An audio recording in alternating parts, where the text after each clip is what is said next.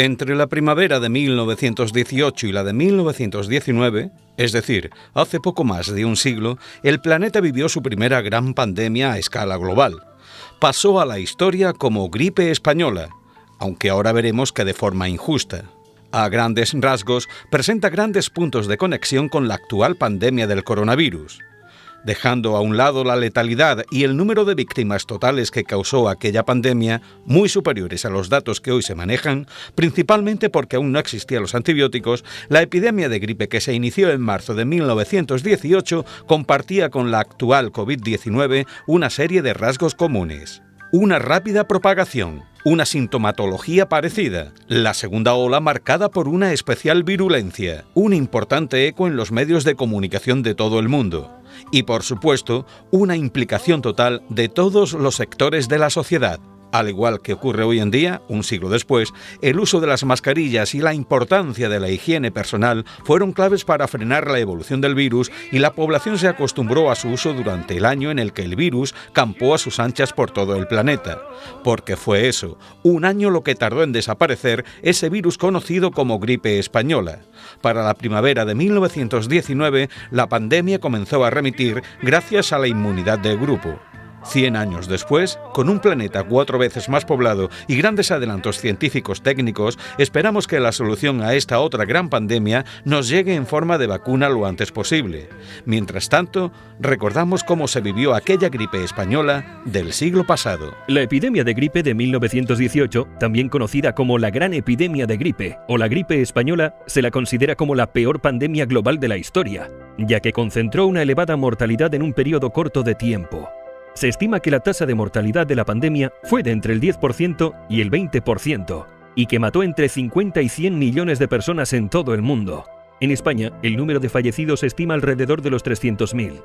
A diferencia de otras epidemias de gripe que afectaban básicamente a niños y ancianos, muchas de sus víctimas fueron jóvenes y adultos saludables de entre 20 y 40 años y también animales como perros y gatos. La gripe se comenzó a propagar a finales de la Primera Guerra Mundial. Los medios de comunicación de los países que participaron en la guerra estaban bajo censura militar, por lo que ocultaron la pandemia. Sin embargo, España informaba en la prensa de los nuevos casos, utilizando nombres como la fiebre de 3 días, el soldado de Nápoles o la enfermedad de moda. Daba la sensación de que España era el único país afectado. Es por esto que la enfermedad se conoció en todo el mundo como la gripe española.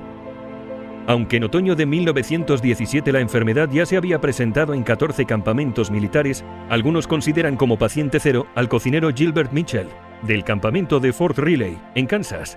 Mitchell ingresó en la mañana del 4 de marzo de 1918 con fiebre y dolor de cabeza a la enfermería, y unas horas más tarde ya había más de 100 casos en tratamiento, por lo que tuvieron que habilitar un hangar para atender a los pacientes. Los síntomas propios de esta enfermedad eran fiebre elevada, dolor de oídos, cansancio corporal, diarreas y vómitos ocasionales y en ocasiones dificultades para respirar y hemorragias nasales. La mayoría de las personas que fallecieron fue a consecuencia de una neumonía bacteriana secundaria, ya que no había antibióticos disponibles. Sin embargo, un grupo murió rápidamente después de la aparición de los primeros síntomas en tan solo 2 o 3 días.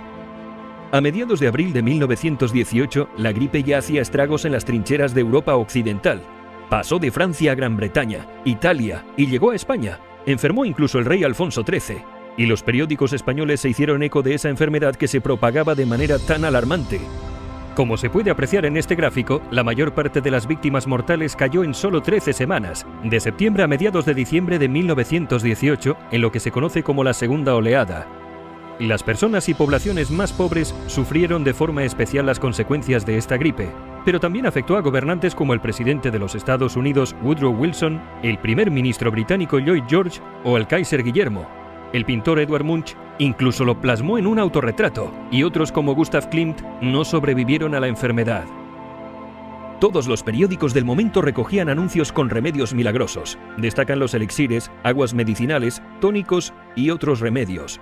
Los médicos de la época recomendaban aspirina, en dosis que ahora se considerarían contraproducentes, quinina, preparados con arsénico, con aceite de alcanfor o aceite de ricino. Incluso algunos animaban a que la gente fumara pensando que la inhalación del humo mataba los gérmenes.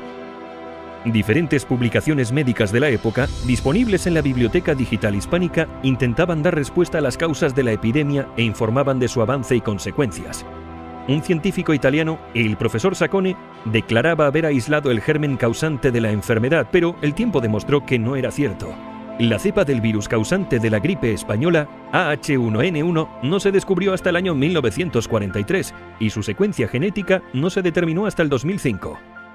Diariamente los periódicos españoles recogían la importancia de la educación en higiene y cómo en Alemania se llevaba a cabo esta tarea desde escuelas y púlpitos, consiguiendo que el número de muertos por gripe antes de la guerra fuese el menor de toda Europa. Advierten además que los enfermos que no experimenten ningún síntoma, los llamados convalecientes, pueden ser un foco de propagación de la epidemia, por lo que recomiendan mantenerlos 1 o 2 semanas más en aislamiento. El uso de máscaras de tela se convirtió en obligatorio para todas aquellas personas que desempeñasen trabajos de atención pública. Esta medida fue una recomendación sanitaria que se hizo al resto de la población para evitar que la enfermedad se propagase con tanta facilidad. Cuanto mayor contacto hubiese entre la gente, más posibilidades existían de reproducir el virus. Se empiezan a tomar medidas preventivas desde el gobierno para intentar parar esta crisis. Los teatros, circos, talleres, fábricas y locales públicos son desinfectados y se suspenden algunos eventos. Se prohíben importar mercancías desde Marruecos. Se identifican a los forasteros que entran en las poblaciones.